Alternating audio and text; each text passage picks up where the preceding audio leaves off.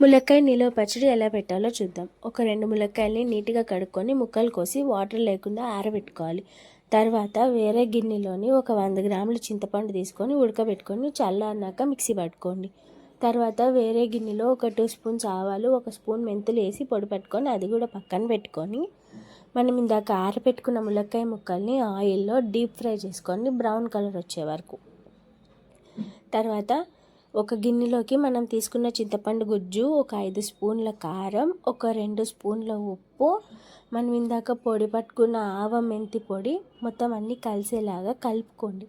కలుపుకున్న తర్వాత ఆ ములక్కాయ ముక్కల్ని కూడా ఆ పేస్ట్లోనే వేసి అంతా కలుపుకోవాలి.